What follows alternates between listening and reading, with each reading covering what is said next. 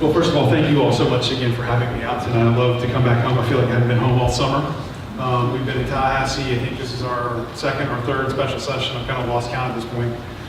But my kids are glad to see me as well. I was listening to the Beatles, and the song is "Life is what happens while you're busy making other plans." And I was thinking this year it was "Life is what happens while you're busy in the Florida legislature," because I've got one that's 7, 4, and now almost 2. And it's amazing to see them grow up and realize that so much of what we're doing in the Florida legislature is going to affect their lives. And that, to me, is the most important thing. A fascinating time to be involved in the Florida legislature and specifically in the Florida Senate. I think I've told you last time that I think that the Florida House is this military organization that's got its generals, its colonels, its captains, and its soldiers in the Florida House. And then the Florida Senate's more like 40 Somalian warlords that we're often not sure who's in charge, that everybody wants to be the chief warlord, and that territories grow and shrink during session. And so it's always interesting to watch as we progress through session, what are the major issues. This year we got caught up with the whole discussion of Medicaid expansion. And Medicaid expansion took over the legislature the last 2 weeks. And so that's something that I don't know that's going to come back next year, but it's a discussion that is ongoing, and it's something that I have deep concerns about in Florida, and understanding how are we going to pay for it long term. If we have a federal government that's $18 trillion in debt and growing, Congress is going to go back this next couple of weeks and talk about raising the debt ceiling, trying to figure out how to fund the federal government long term. I think we're going to have significant conversations as you see many of these states. Look at Illinois' budget, look at Kentucky's budget, Connecticut's budget. They're all struggling with their existing budgets as they stand today. How are they going to fund an additional government program that they've elected to go into long term? And so that's going to be a discussion that Florida's going to have. I don't know that it's going to have it next year or the following years, but it's going to be kind of the quiet rumblings are going to be out there on that topic for a long time. And education, yes, sir, go ahead. We'll just ask questions as you see it come along here. Isn't this the program when Would you stand up if we can ask the question, please? Isn't this the program when the ACA first came out that the states, that the federal government would pay the preponderance of the Medicaid bill, if you will, after about 3 years, the states would pick up the funding for that same program. And Florida and most other states turned it down because of the future bill to the state budget and the impact thereof. Isn't that what we're discussing? That's correct. So it's basically the federal government helps you out now, potentially bankrupts you 3 years down the road when they drop it like a hot rock. Therein lies the concern, right? So if you ask Paul Ryan what happens to the budget in Medicaid, and he says the first thing they cut is the state match, right? So they're offering to cover 100% for the next couple of years, and then it drops to then it drops down to 90%. But I think what you're going to see is them changing the state match. And once they change the state match, states then don't know how to fill that gap. So, for example, a child today in Florida is roughly covered 60% by the federal government, 40% by your tax dollars, is what covers them. Well, I guess it's 100% by the tax dollars, because some of it comes from the feds and you pay that as well. So 60-40 is the split. For able-bodied adults that are not currently on Medicaid, the government has offered a 90-10. So they're actually going to pay more for an 18-year-old who's able-bodied and can work, but is below the Medicaid rate. They're willing to pay 90% of his coverage, and the state eventually will carry the 10%. But in a state like Florida, 10% will be billions and billions of dollars. And that is where the concern comes from, because where do you take those funds from? Do you take it from education? You really can't pull it from Medicaid, which is the other large portion of the budget. If you look at the state of Florida's budget, it's Medicaid and education that battle it out every year. That's the vast majority of the budget. Then you have transportation, essentially criminal justice, and all other government services. And if you divide the state budget up into those 5 areas, and when you need $1 billion, you go, all right, do I pull it from transportation, education, do I pull it from Medicaid, or do I pull it from criminal justice, for the whole entire criminal justice system? Because those are the only major places in the state budget that have a B on them in their areas. And so if you're going to you're either going to increase taxes or you're going to raid one of those other areas of the budget. And probably not Medicaid, because you wouldn't raid Medicaid to fund Medicaid. You would raid education, transportation, or criminal justice. So, So basically what you just said is unsustainable program at both the state and federal level, because you're you're increasing taxes, you're cutting other programs, but at the same time, you've got a shrinking workforce in the water retirement base. correct. That's crazy. You have a disability, that's exactly right. You have a disability trust fund at the federal level that runs out of funds, it's projected to run out of funds in 2016, that they haven't closed the gap on. You have a Medicaid program that many states are already struggling with, that their projections were all essentially wrong. Some states are wrong by 10, 15, 20, 30% wrong. And they don't know how to fund their programs long term. They're willing to take the federal government money now, but there's a lot of discussion that they may abandon those programs later on when they have to come out of pocket for it. And so that was the overriding discussion in the Florida legislature this year, with the Florida House saying, look, we're seeing how it's playing out in other states, and we don't want that for Florida. And many members of the Florida Senate having a different opinion, including, well, I was definitely more with the House side. Yes, sir. Explain if you would. Paul, would you stand up? If you're going to ask a question, please stand up. We'll just jump right into questions, because I know you guys have more questions than I have a prepared speech for. So. Could you explain, if you would please, what the Florida Supreme Court has been doing with the redistricting issue, and how does it affect like the 13th congressional or other districts, or is it the legislature's doing it, is the court that's doing it? I'm still not clear what's going on and when it's going to come. You have as much visibility as I do, unfortunately, I feel like. So right now, here's where we stand. The Florida legislature has gone through the Supreme Court. The Supreme Court threw out all of the maps and said redraw them. The legislature attempted to redraw them.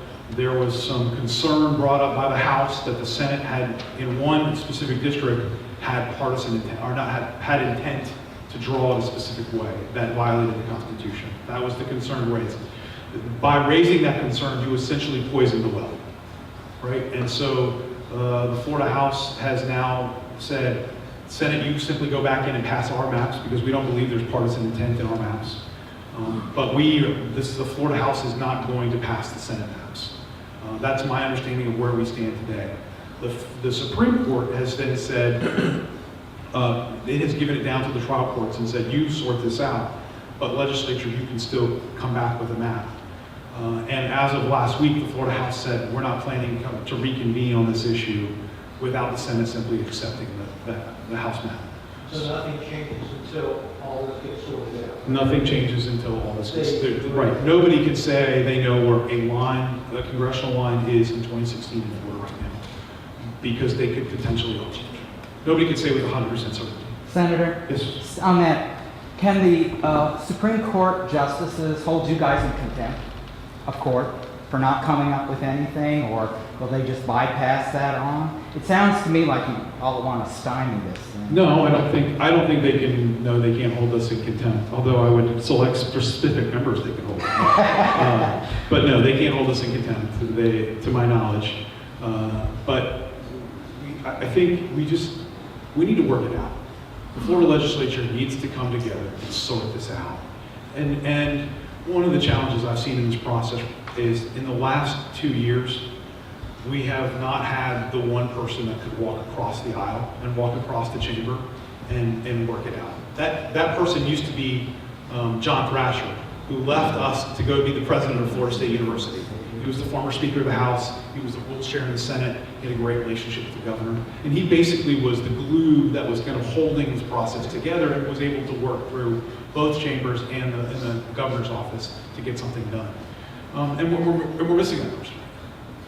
And we need to find that, because there needs to be that one person, and I've played that role in certain areas, but there needs to be that one person who's going to rise above their chamber and say, for the good of the order, we're going to solve this. And that's what I hope to play that role a little bit this year. There are other members that are going to need to step up and play that role this year as well. But I think that you have to find that person. And that this isn't a Democrat-Republican issue. This is a personality issue among members of the same party. And we've got to rise above personality issues and do what's good for the people. That's good for them. Amen. Other questions? Yes, sir. Yeah, I kind of feel like on a daily basis, I know I feel like I'm under attack by the federal government personally. And I think Florida is under attack by the federal government because it's a red state, or almost a red state. I have a concern about the amount of hidden people that are being moved into the state that nobody knows about. The migrants, the immigrants, and we're being overrun. Texas on that border. There's a whole bunch of people coming in Florida that it's not publicized, or they've moved, Washington has put people here. And I've never heard where they are. I mean, there's a lot of people that come to Florida by way of the federal government, by way of Right. the buses Right. and other things. And I just, my concern is, you guys in Florida, much like in DC, get lost in the news. We have a whole bunch of issues like that, like Medicare, you know what I'm talking about. But I'm really concerned about our national defense. And all that plays into that whole role. And I wonder if you guys have Sharia law. I mean, it's starting in other states right now. Locally, it's being started, and judges are allowing it to start. Liberal judges, which is just a sad thing. I just wonder if Florida's going to think about the federal government and how to protect us, because I need protection from the federal government. We have members who think about that every year. Senator Hayes has filed this real law bill a number of times, and has seen real progress on that, in that issue. You've seen many members are concerned about immigration as well, and I think it's something that we're consistently working with our federal partners on. But it's a challenging issue. There's no doubt about it. I mean, just look what's happening in Syria, where you have Germany and Turkey and all these other states essentially being overrun. And that's because they let down their borders. The same thing we've done in this country. And it was done by Republicans and Democrats. Right. It was done by both parties. There's no interest. And Europe is just stupid. And they are just stupid, they're going to pay for it. Germany needs the Syrians. But the Syrians going to Germany not because of a war-torn country. They're going there for welfare. Well, you're right. Go see who's going there. They're all well-dressed. They're all about 25 years old. They all got a wife and a little kid. They're going there for a better life. It's an issue we're not going to solve in the Florida legislature. I But we're going to understand, but I want the continue. Florida legislature to protect Floridians I understand. against the people of the north. Because there's a real problem, and they're after, the Democrats are after the whole South. They're after Texas, they're going to move, Obama's going to move as many people as he can into these states for future Democrat voters. Well, look, I think that's why these sorts of meetings are important. It's important that we go out and register voters. It's important that we can tell our story. And it's important that we have passionate advocates. And so thank you for your passion on this issue. Do we have a check and balance on our voter registration and voting system in this state? Do we have the proper check and balance? So I think that's one that Governor Scott has worked on for that's been a major issue for him. I think if you ask the supervisor of elections, they would tell you that they feel like they do. I believe we do in Pinellas County. We do. I believe we do in Pinellas. Question, Palm Beach. I couldn't make that statement in counties I don't represent. And I wouldn't feel comfortable making that statement in counties I don't represent. First, thank you for your stand on Medicaid and what you're doing with transportation changes, possibly in the direction of self. Lyft, Uber, I think your advancements in that have been great. I appreciate it. What's something that's maybe a fight that you think might be worth taking that you could get behind coming up? If you get past committees, preferably a conservative issue that maybe we can support you in doing, that you can maybe get behind. I mean, I love your pension reform that got shot down by, disgracefully got shot down, because something in the big picture definition either for Florida, or it could even be one of the hotter. So I think there are many issues that we're going to start talking about. I think, my feeling of the Republican Party is it's moving more libertarian. That's just kind of my gut, especially when you talk to young Republicans. I feel like young Republicans are more libertarian in their thinking. And so if you look at kind of the cornucopia of issues out there, I was on the phone with a reporter today, and she said, well, you know, what's the Florida Republican Party going to do about solar energy? And I said, they love solar energy. They just don't want to subsidize wealthy people to put solar on the rooftops. But once solar is available at a price point that's competitive with fossil fuels, they have no problem with installing solar and being advocates for solar energy. And so I think that's an issue where you're going to see the party shift, where it's been traditionally been a blue Democrat issue about subsidies. Now it's going to be turned into a Republican stronghold issue about free and open markets and not protecting big businesses that have energy monopolies. I mean, I think that's where you're going to see a fundamental shift. It is not unlike, if you think about what's going on right now in Florida, if you think about the Growler bill. The Growler bill was craft beer versus big beer, right? Solar is going to be solar power versus the big energy companies.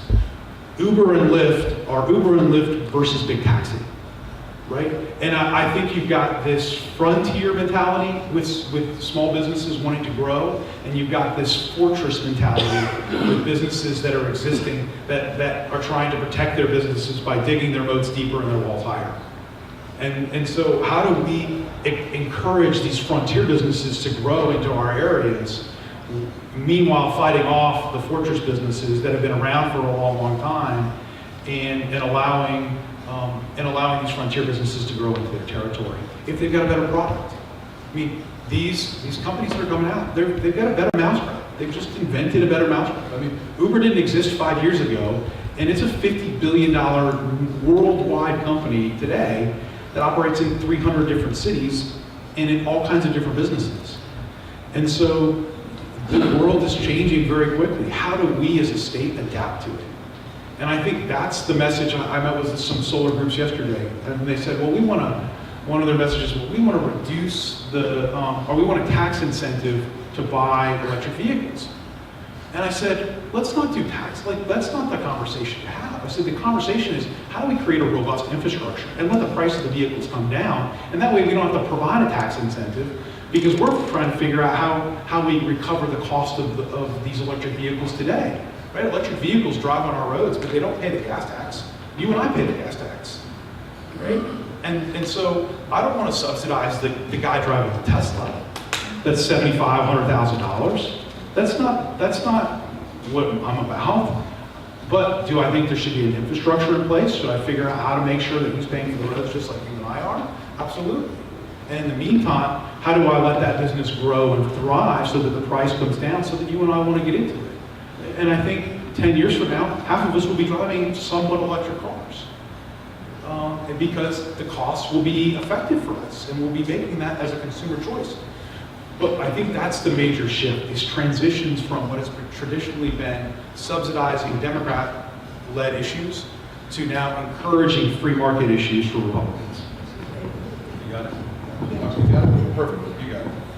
Thank you, it's my first time. It's a bad one. No, it's okay. Don't worry, it's a bad one. Okay. It's bad last Just, Yeah, today Sarasota Would you stand up, please? Today, Sarasota eliminated all regulations for taxis. Hillsborough County shoved it over to the state.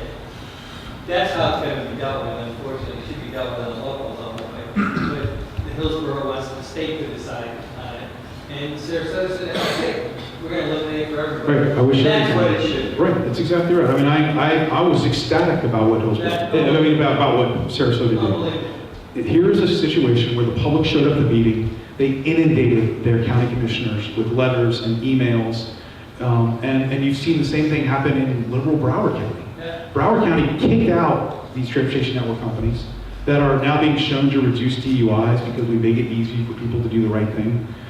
They've been shown to serve underserved communities in a better way, and they got inundated. And this is what happens when the public reacts, and they're reacting to these things. They want these types of options. They want, and I've told that to the big utility companies. I said, look, you guys are going to have to change your tune on solar energy, because at the end of the day, it's coming.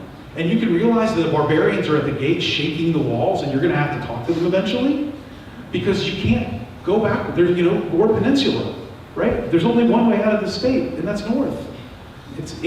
So how do we, I think that's the opportunity. The opportunity is to have these conversations now and say, these are not Democrat-Republican issues. These are free, open market issues, and we can all agree on those. And I think there is broad support for that in the legislature to have those free, open market conversations. Sir? Senator, would you please tell us about your work with flood insurance? Sure. So, as you know, Florida is a peninsula, and Pinellas County is a peninsula on a peninsula, so we're doomed. We are 40% of the national flood insurance market. After Hurricane Katrina and Superstorm Sandy, what happened was the federal government was $24 billion in the hole from those two storms.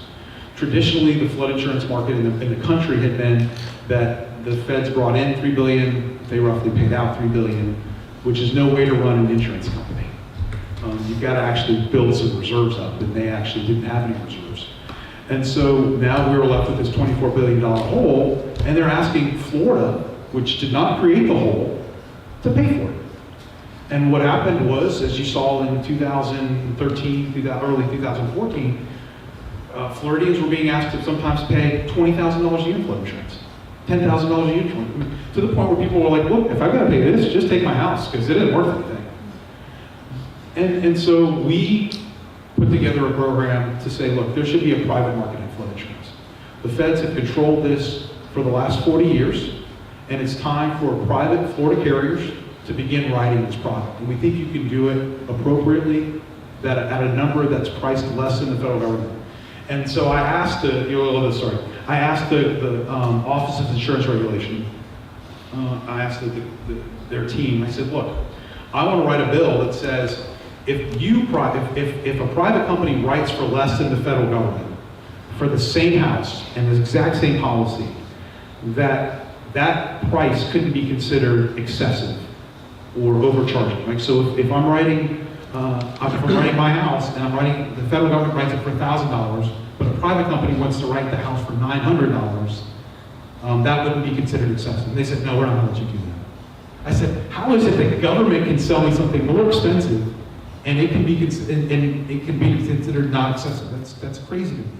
And they said, well, they're the federal government, and we don't have any authority over them, but we have authority over the private insurers in Florida, so we're not going to let you do that. And so we're coming back at them this year on that issue.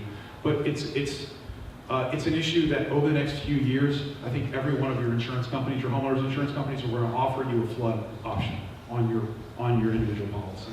And if not, there will be a market for you to buy private flood insurance, and it will be cheaper than the federal government's, and it will make more sense for you to do that.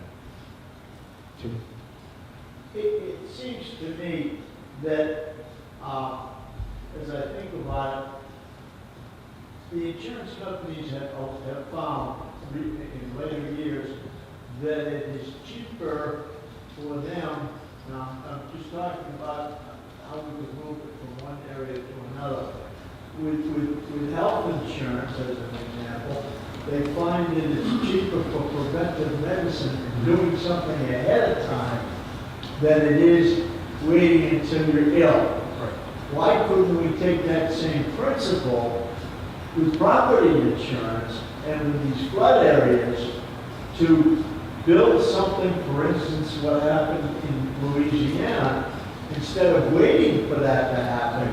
If we build a levee system, if we improve the areas in Florida before something happens, I'm sure it's a heck of a lot cheaper than waiting. Well, I agree, and I wish most of the flood risk in Pinellas County is storm surge. Right. Right, because you're going to have a storm that comes up the bay. I mean, we saw what happened in Bayshore, where they had sharks swimming down Bayshore the other day. And so it's a little bit harder to deal with storm surge risk like that than it is rain risk or rivers overflowing or something like that. It's just a different type of risk.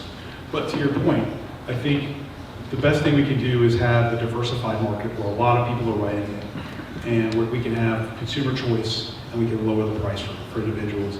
And we should be able to buy these repetitive loss houses. I mean, under the current federal government program, you can have a $100,000 house, you can have a flood in year 1, you can keep paying your premium, you can have a flood in year 3, you can have a flood in your flat, and there's somebody that's gonna keep selling you a subsidized policy on that house.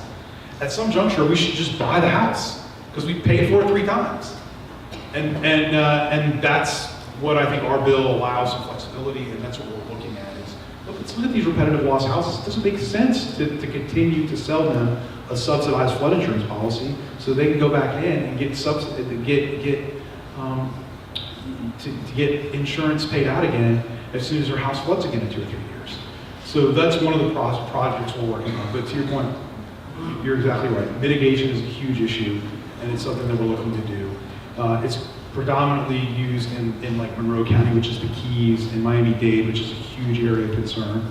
But if you look at right now what's going on in Citizens and what their big problem is, they have a huge problem with fraud. I mean, if you have contractors that will take a coffee filter with coffee in it and rub it on top of people's roofs and say, oh, you've got a pipe leaking, therefore we'll replace your entire kitchen. And before the property insurer can come out there and see it, they've got the kitchen all torn up, and they've got a plumber who said, oh no, there was probably a leak up there, and that's why that happened. And you've got an insurance company buying people new kitchens. And it's like a plague in South Florida right now. I mean, to the point where Citizens is saying, we're raising rates not because in this area, not because of storm surge, not because of wind risk, but because we've replaced kitchens all over the place in this area. We have the same problem with roofs in Central Florida, where we have them going into housing developments that are 20 years old and saying, hey, look, we could probably get you a new roof by saying there's hail damage. And so they have contractors, and the CFO is constantly trying to battle fraud. But fraud is a major issue in the insurance market. Wouldn't that happen less if we were before the fact instead of after? I think fraud is going to happen. It's how do you mitigate it as much as possible? How do you put the teams in there that know how to recognize it and immediately act upon it? And how do you start holding people accountable and putting them in jail when they're defrauding thousands and thousands of people and making your and my rates go up? Jeff, So, all the major carriers, every one of the major carriers refuse to provide property insurance. With the exception of Universal and Citizens. They're refusing the right. But yet, we do nothing. The state does nothing to put pressure on them, to force them back into the market, such as, you want to sell auto insurance, you better sell property insurance. You want to sell accident and health, you want to sell this, you want to sell that. You know, you can't cherry pick and reinstate the fraud. But yet, nobody in the legislature wants to go after those big insurance. well, I think a lot of the big, there aren't very many big insurance companies in Florida anymore. That's the challenge, right? The State Farms you're dealing with State Farm of Florida, you're not dealing with State Farm National. They've essentially put a watertight door on the northern border of Florida. And, but the major driver, the whole business model of property insurance has changed in Florida. It's no longer about who's writing the underlying policy that drives the major cost in Florida. It's really about the big reinsurance companies. It's the Swiss Re's, the Munich Re's, the Bermuda companies, the ones from Switzerland that are selling, the hedge funds that are buying the reinsurance risk. And that's, if you want to know what causes the wild swings in the entire market, it's reinsurance costs today. And that's been a fundamental change that we have never seen in the history of Florida. Because it used to be you had the large state farms that had a large book of business, but now your insurance companies are all putting that first storm, some of the second storm risk off to a reinsurer. And that's who's paying the majority of that claim. And so the whole business model of insurance in Florida has changed. I think what you're going to see over the next few years in Florida is a consolidation among many of the smaller insurance players. Because they all reinsure each other. They have, in Florida we have what they call FIGA, which is essentially like an FDIC of insurance companies. So if you have an insurance company fail, the other insurance companies will pay that claim on the failed insurance company. And so I think what you'll see over time is many of these smaller insurance companies who want to grow market share, grow it, be emerging. If you look at the policies that are left in Citizens today, we used to have 1 million, probably like 1,000,003 or 1,000,004 policies in Citizens. We're down to like 500,000 policies in Citizens. Most of those are in Monroe County, or they're in Miami-Dade, or they're along the coastal areas. Pinellas obviously still has a lot of them, and the coastal areas still have a lot. But they're consistently trying to push out policies out of Citizens. And many people just don't want to leave Citizens. And so rates continue to go up on those individuals, but they don't want to leave Citizens because they've never heard of any of these other companies. And that's a challenge, right? We need to get people out of Citizens because it's literally you and I that back Citizens property insurance. And the lower that we can get Citizens, the less exposure you and I have to those claims. Sure. Well, that was my point, that we're talking about insurance companies. We could cut down on the number of insurance companies and claims with a major construction project nationwide. For instance, you're not old enough to really be an adult when Dwight D. Eisenhower was in office. That was a twinkle in somebody's eye. Eisenhower rebuilt the highway system Right. in the United States. Right. Now, if they could spend that kind of money to rebuild a complete highway system, in the interstates, I'm sure we could find the money in those troubled areas to build. It gives employment.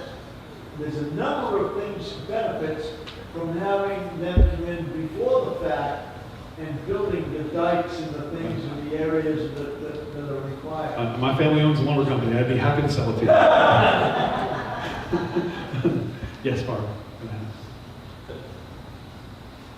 We have on video a local attorney here in Pinellas County, which is just one of honestly thousands of jobs today, that proudly boasts that he has gotten 10,000 people on Medicaid in Florida. And he's done that because he's taken advantage of the fact that people do not purchase long-term care insurance. The last time I checked, which was about a year and a half ago, about 60% of our Medicaid bill in Florida was being paid for the Title 21, which is for long-term care, nursing home care, waivers for home health care, assisted living facilities. And it's because, and people say, oh my gosh, long-term care insurance is so expensive. Well, it's so expensive, and it's not that expensive if you buy it younger. But it's because the market has been so destroyed by the National Association of Elder Law Attorneys that have marketed the ability to get on Medicaid after you're sick, so that they are basically preserving an inheritance for the kids who come in as an attorney and they pay $10,000, $20,000 to get somebody on Medicaid. This is, I actually spoke to Governor Scott about this, and Larry Aker put a bill for it a couple of years ago with me to try to stop the worst part, which was the contracts with the children, where people actually hired their children to take care of them, and they allowed them to pay them for 5 and 6 years out into the future with a lump sum of their savings. They're getting away with absolute murder. And so here we have this, it starts with a B, but this is a B that we can capture by tamping down. So I just throw that out because it's such a huge problem. Oh, And it's the elephant in the room. An aging population is going to stress this country in ways that we've never experienced. It's already doing that in affordable. The affordable housing plan for Florida, I talked about it in committee. What we do for affordable housing isn't a drop in the bucket; it's like a vapor in the bucket. We are going to have, how are we going to take care of people as they get older and as they age? It But is. the attorneys are helping them divest their assets, sizable assets. It is a huge challenge. It is an immense challenge that I don't have all the answers to. But I know that whether it be in healthcare, where we don't have enough doctors in 2020, because we're running out of primary care docs, because everybody's kind of moving specialists and being, they want to be a specialist when they come out of medical school, or if it's in the world of affordable housing, or if it's in the world of managing those that need to be in nursing homes, and we're just finding enough space for individuals in nursing homes or nursing home conversion programs to keep people home. And how do we fund keeping people home? Because it's $6,000 a month for people in nursing home. I don't, yeah, but it's, The attorneys are making a fortune. right, and it's gonna have to be both done at the federal level and at the state level to address that problem. It's a challenging issue, no doubt about it. And It it's, needs to be squarely looked at and fixed. and it is an issue that the legislature is not currently got its arms around, and in any way, shape, or form, is the aging population of the state, and how, you know, when everybody's living to 80s to 90s, that creates a very different state than what we've experienced in all the region. Well, the estimate is about 50% of people are diagnosing access to get on medication. Other questions, sir? Getting back to how you select the word, It's Mullen Woods. one, is it based on contributions, and two, if they're not another process? So, now, the Somalian warlords reference really deals with so you've got 120 members of the Florida House, you've got 40 members of the Florida Senate. Many Florida senators are chairmen of committees, and chairman control process.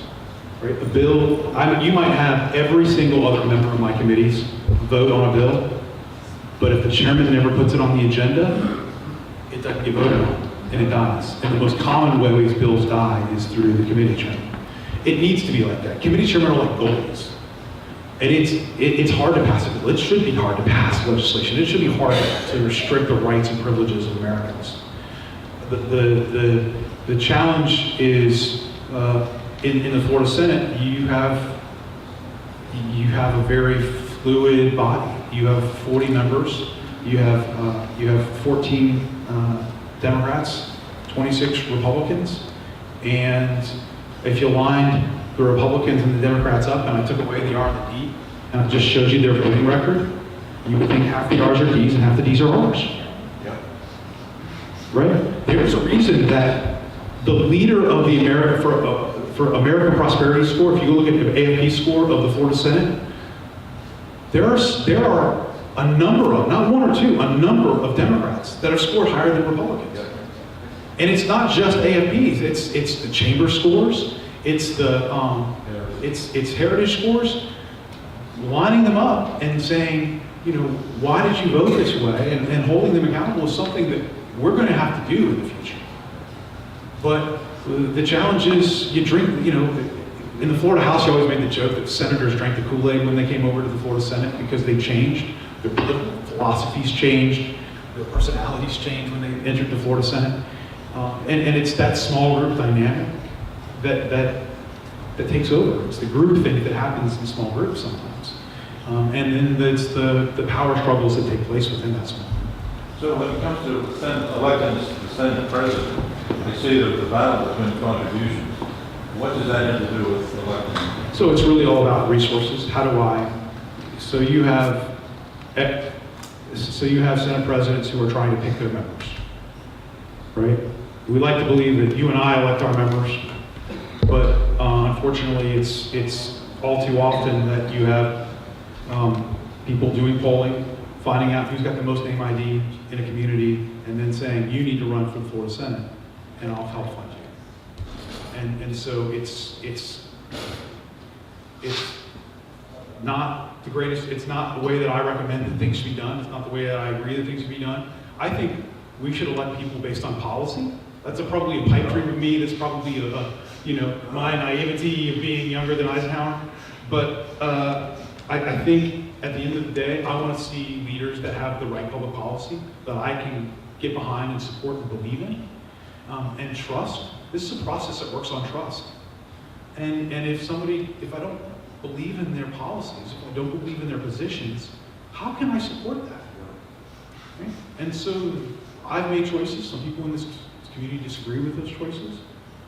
But I make my decisions based on whoever's policy I agree with and whoever's trust I believe in, and whose vision for Florida I want to follow. And I wish all my other members of the Florida Senate and Florida House would do the same thing, because I think we would have a better state if we did that. Other questions?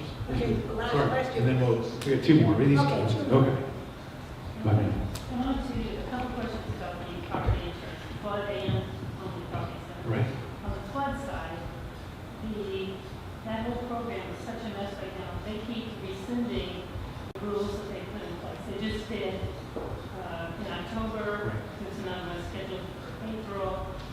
Part of the problem, as I see it, is, first of all, it's not standardized throughout the country. It should be a federal disaster program, and everybody should pay. Even if you live in Iowa, you should have a small surcharge that goes into federal disaster. So that, and years ago, I think it's about 4 years ago, they proposed that maybe they should have windstorm and hurricane put into that federal disaster and have one program, and somehow they have pushed down when that has happened. But as far as the property side, that's the other side of this. You can't force companies to lose money. No, but that's not the business. Your stockholders don't want it, your Right. policyholders don't want it. You can't force these companies to come into Florida and write when you've got the state program that's in there allowing and offering rent. But now what they've done is they've created such a marketplace that most, like Manatee County, you can't get rent. The only place you can get it is if you go through Citizens, the only place you can get it because they are not part of the windstorm program. So you can't force these companies to lose money. And I don't think the solution is not that you have to force them to come in. It's that we have this mindset that they've been told that if you're not with an A-rated carrier, according to AM Best, you're not with a good carrier. And people need to understand that that's not the solution. There are insurance companies, and they're attaching, those reinsurers are coming in, and they are financially solvent companies who are coming in. And people have got to stop to have this mindset that I can't go with one of those companies. You want a decent rate, then go with a company, but don't try to go with Citizens. Right, I'm more concerned about who your reinsurer is Exactly. than I am about who's your underlying insurance guy. I will go with Heritage, but as long as you're with Munich Re, right, or one of the larger reinsurers, to your point, the entire insurance market has changed in the last 10 years in Florida, dramatically changed. And There are several syndicates in London right now who are opening up insurance companies and starting to write here in Florida. Right. And people just need to change their mindset about, you want State Farm to write your homeowner's insurance, or you want Allstate or something. Forget that, that's done, that doesn't happen in Florida. you're right, it's a very different world. And I think the one constant that we've learned is that the federal government, frankly, the state government doesn't know how to price risk. Right, and they get political pressure on them if they raise rates, and the market, that's not market-based rates. They aren't even actuarially sound. They're just the number that the politicians allow them to charge. One more point on the flood insurance, when they tried to correct this, they backed right off of everything they were trying to do. If they remapped and they said that you're in a high hazard zone, then you need to pay the rates that are in that zone. Now they backed off and they've done this grandfathering back in again, where if you built your house in 1974 and therefore you had this low rate, you get to keep it. And you can pass that on. You can pass your policy on to the guy who buys your home. That's not right. If you're in a high hazard zone, you're in a high hazard zone. Yeah, I think the challenge is how do we, flipping that switch overnight on people who own those homes would have destroyed value all across the state of Florida. And that's the challenge. What they've done is they put in a glide slope. For a primary resident, it's 18% a year, which means rates are going to double in 4, triple in 7, quadruple in 10. And for secondary homes, it's 25% increase, which means they double in 3, triple in 4, or triple in 5, and quadruple in 7. So the higher rates are coming. My goal is let's create a private market so you have choice. So you don't have to have your rates double or triple or quadruple. I talk to private insurers who think that they can write profitable business at today's rates in Florida. And you can see Lloyd's of London wants to write in Florida. They've maxed out. They actually maxed out in Tampa Bay. They said we've written all the policies we're comfortable writing in Tampa Bay market. And I think you're going to see more and more insurers come online and write this business as reinsurers are willing to reinsure the business. Sir, we've been waiting for a question for you. I'd like to go backwards a little bit. A couple of questions. Sure. First of all, how much of Florida Medicaid